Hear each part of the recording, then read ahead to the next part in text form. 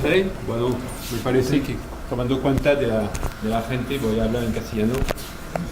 Entonces, como ha dicho Jorge, sí, hice mi servicio hace tiempo. Después, a aquella época había una estudiante peruana que estaba con nosotros, que ha pasado su carrera como profesora a la Católica. Recién hemos tenido una estudiante peruana que hizo su tesis en el laboratorio y ahora está haciendo un postdoc en Noruega. Y entonces hay muchas oportunidades para mí de ir a Lima o a Cusco para dar algunos cursos y seminarios durante algunos eventos que hubo durante esos 20 últimos años. Entonces vengo de Le Mans. Le Mans es una ciudad que no está muy lejos de París. No voy a dar muchos detalles. Está muy famosa, no por la universidad, pero por la carrera de coches, los 24 horas de Le Mans. Que también hay los 24 horas de patines. Si quieren más informaciones, yo puedo darlos. ¿Al mismo tiempo? ¿Qué? ¿Al mismo tiempo? 24 horas de patines y entonces unas palabras, los que lo hacen con equipo de 10 hacen más de 800 kilómetros durante 24 horas. Hay algunos que lo hacen con 2 personas. Ahí, digamos, entonces uno corre, el otro está relajándose, durmiendo y está comiendo y tomando pastas. Y entonces a 2 hacen 550 kilómetros. Y luego, hay algunos que lo hacen solos porque es internacional. Y los que están terminando, el primero puede hacer hasta 450 kilómetros. Entonces, si están con buena forma física, están invitados. ¿Dónde? Toque. ¿Derecha? Ok. Entonces, voy a hablar un poco del laboratorio de la IMMM, Instituto de las Moléculas y de los Materiales de Le Mans. Entonces, que es un laboratorio que al fin resulta de 4 laboratorios distintos, 3 de química y 1 de física. Y he tenido la suerte, o no sé, de ser el director de este nuevo laboratorio. Lo que voy a hablar un poco es de este laboratorio, de hablar en algunas palabras, porque he visto que no hay únicamente físicos, que es la espectrometría Moss-Bauer, de decir que qué podemos obtener como parámetros importantes y los campos de aplicaciones, y dar algunas ilustraciones sobre materiales nanoestructurados y nano. Entonces, como les he dicho, 4 temáticas. Una de química orgánica, una de química inorgánica, una sobre sistemas moleculares y supramoleculares y una de física. Entonces estoy más trabajando el de física, entonces con nanoestructuras. Tenemos muchas facilidades instrumentales, entonces para hacer difracción, que sea la forma de la muestra, para hacer difracción sobre monocristales, sobre polvos, también para hacer microscopía, de transmisión, microscopía electrónica, microscopía de barrido, microscopía con fuerza atómica. También varias técnicas de resonancia y de espectroscopía, y también estamos haciendo cálculos numéricos, y me parece que puede ser una oportunidad en Perú de hacer muchos cálculos usando algunos clústeres. Supongo que Jorge va a hablar de eso más tarde. Respecto a los nanomateriales, entonces desde los últimos 30 años estamos un poco hundidos por los nano. Entonces la idea es de caracterizar estos materiales para aplicaciones, pero existe una variedad muy importante de sistemas. Hay nanopartículas, nanopelículas, hay sistemas más complejos como nanotubos, también hay esos sistemas que son naturales, que la hemogolita, que son de las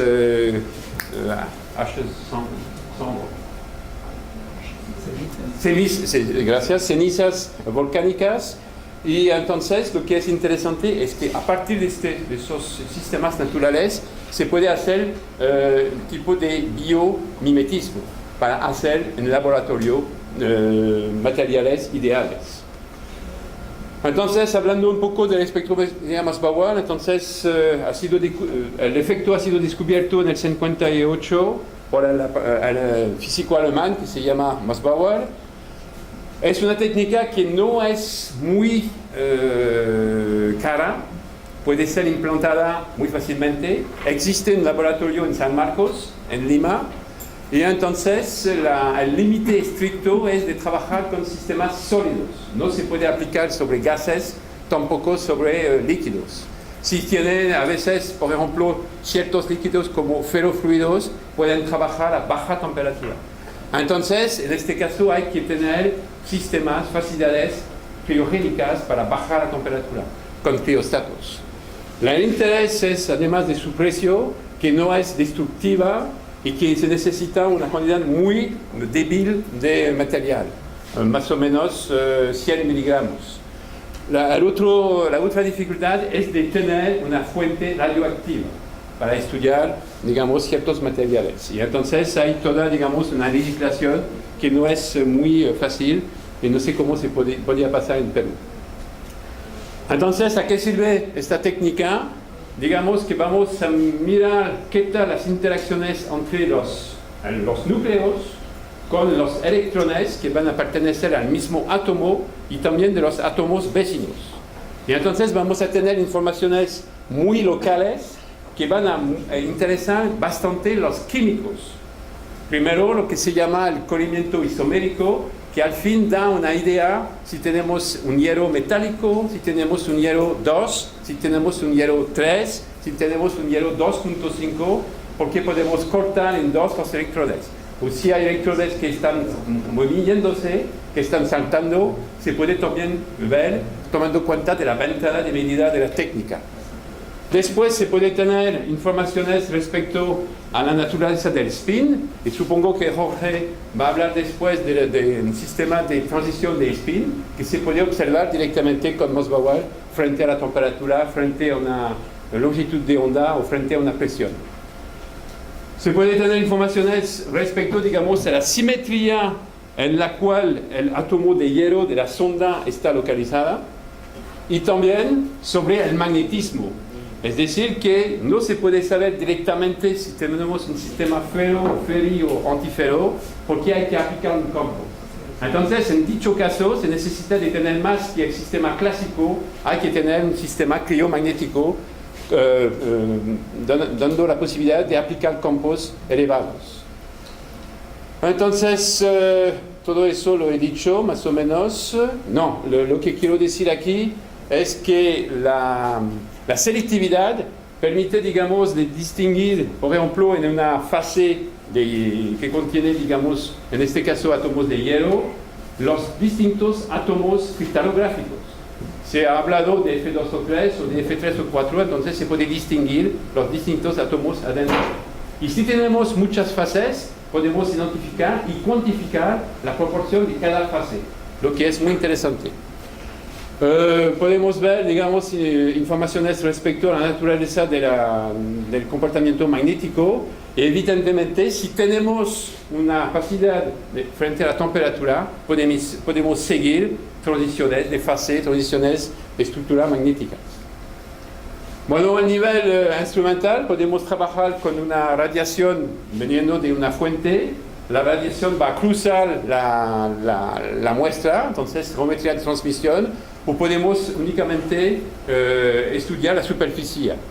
Ahora, lo que hay que saber también es que hemos hablado esta mañana de técnicas para estudiar objetos como pinturas o como se dice, cerámica.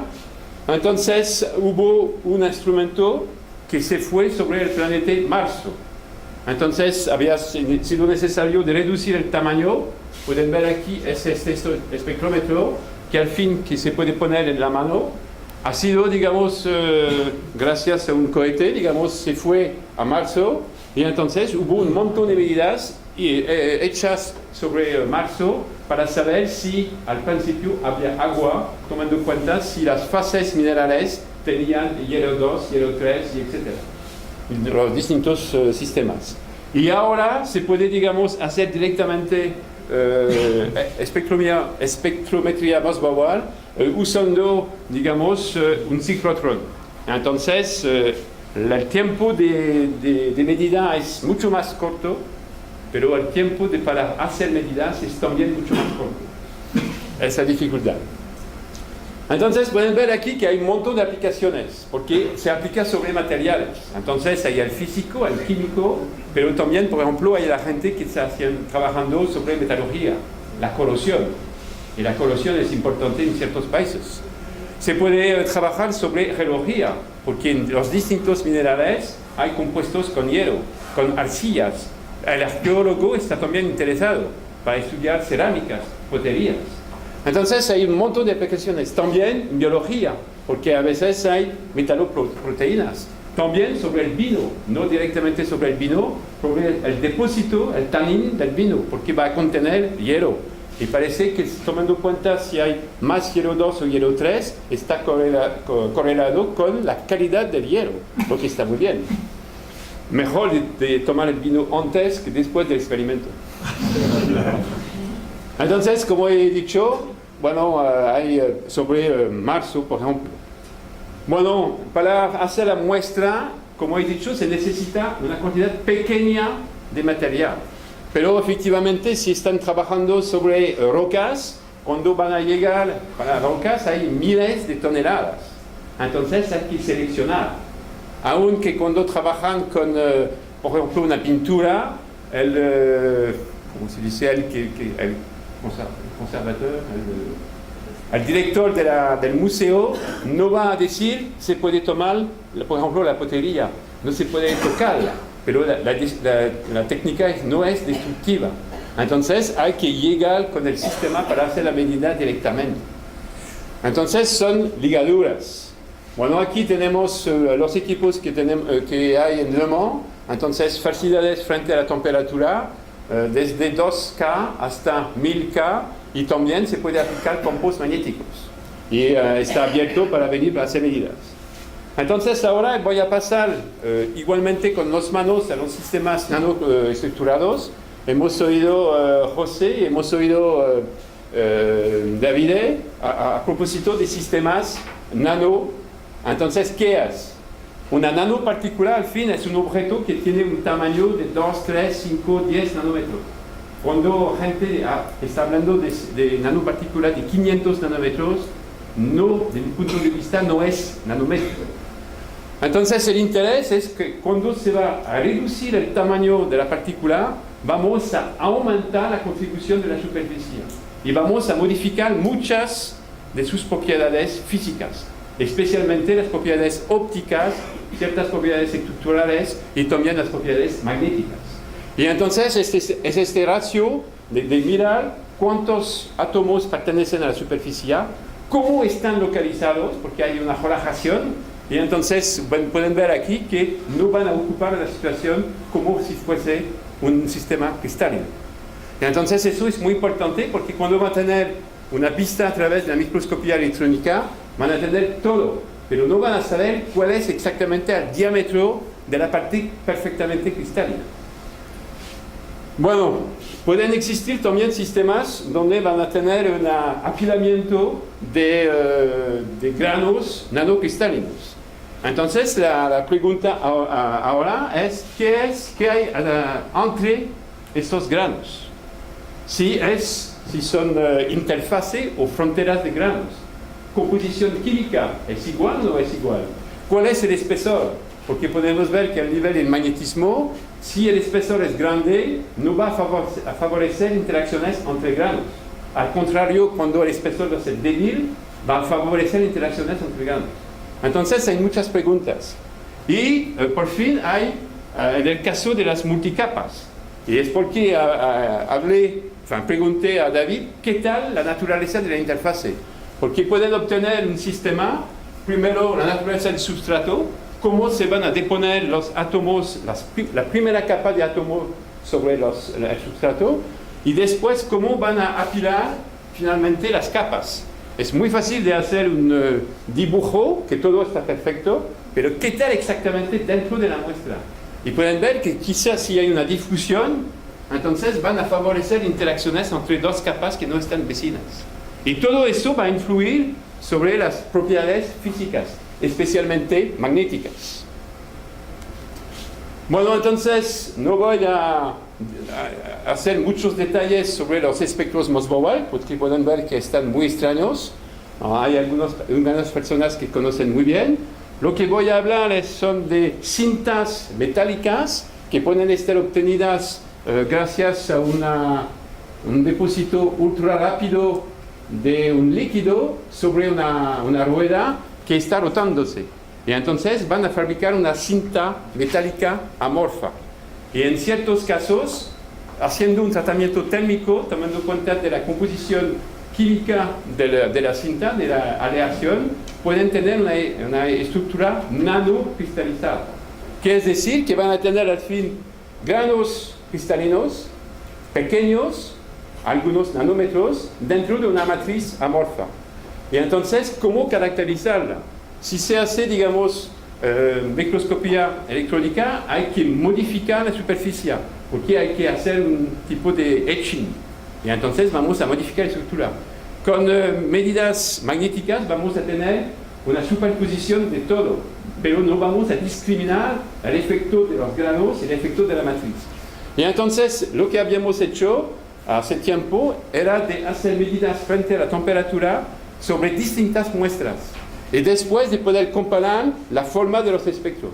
Y al fin lo que hemos podido modelar es la estructura esquemática, que tenemos un núcleo, digamos, que está bien cristalizado, tenemos una parte que no está cristalizada, y al fin hay algunos átomos que se van a poner a la superficie que no van a favorecer el crecimiento de los granos. Y es porque vamos a tener un sistema nanocristalino. Y después, gracias a la forma de todos los espectros, vamos a poder entender lo que pasa al nivel magnetismo. A nivel magnetismo, a baja temperatura, tenemos granos magnéticamente ordenados, ferromagnéticos, que están nadando dentro, digamos, de un mar que es amorfa, que es ferromagnética, y todos están interaccionándose.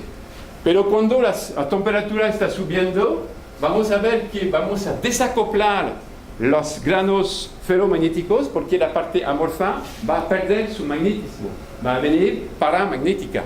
Y eso va a totalmente modificar las propiedades físicas macroscópicas a través de lo que se llama el campo coercitivo, que va a estar muy, muy débil. Y a alta temperatura vamos a tener granos que al fin son aislados y que no van a interaccionarse entre ellos porque la distancia puede ser pequeña, la distancia puede ser muy grande. Y lo que llamamos el superparamagnetismo. Gracias.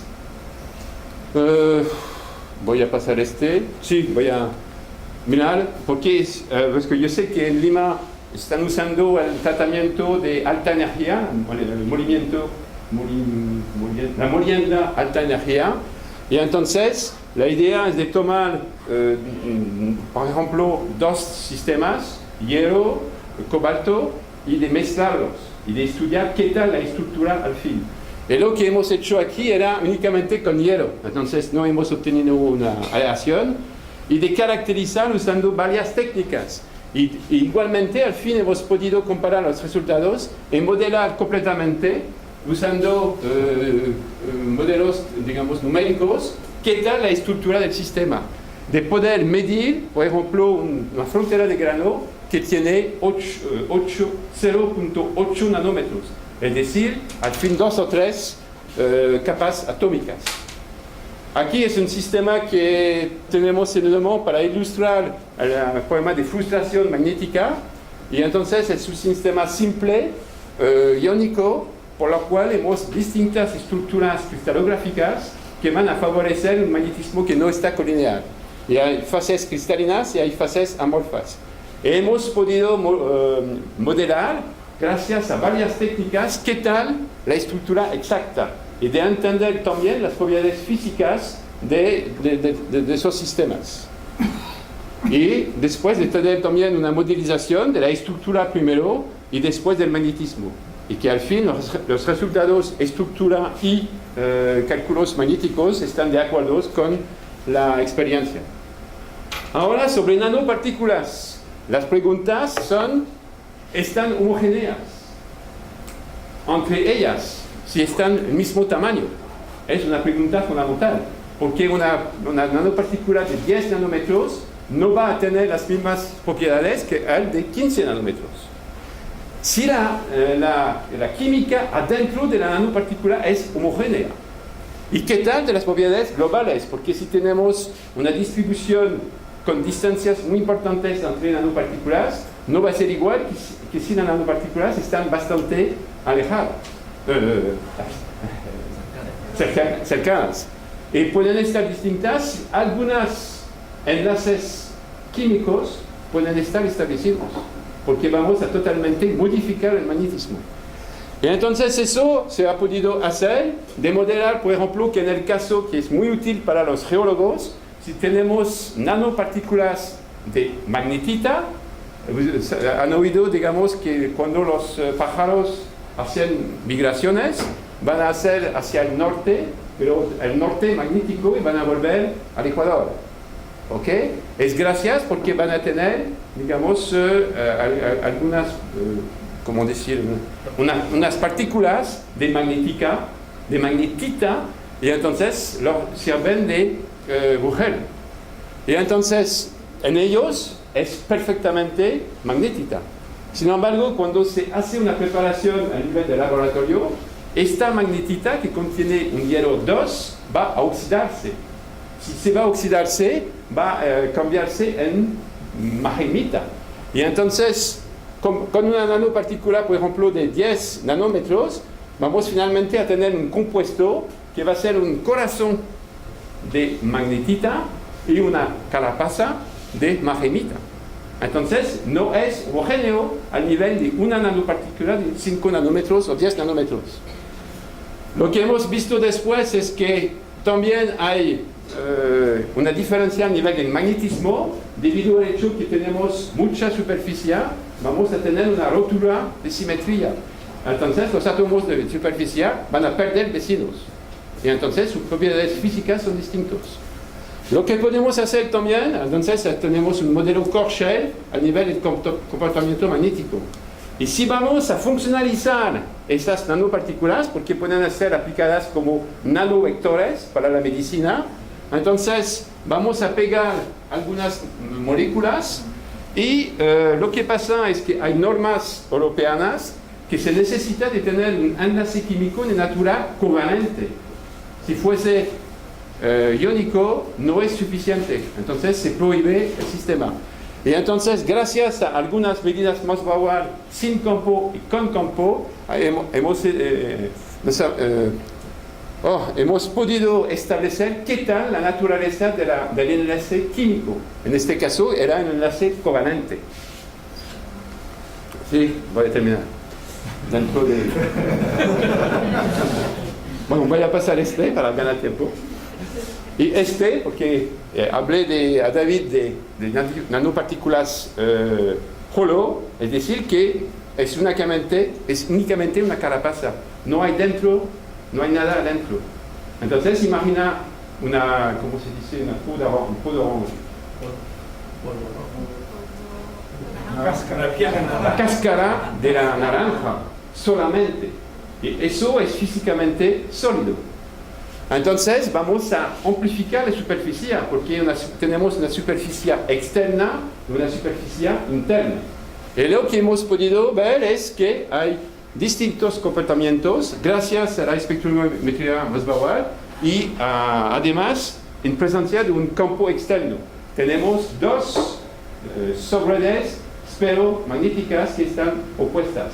Y lo que hemos podido ver también haciendo modelización con computadora.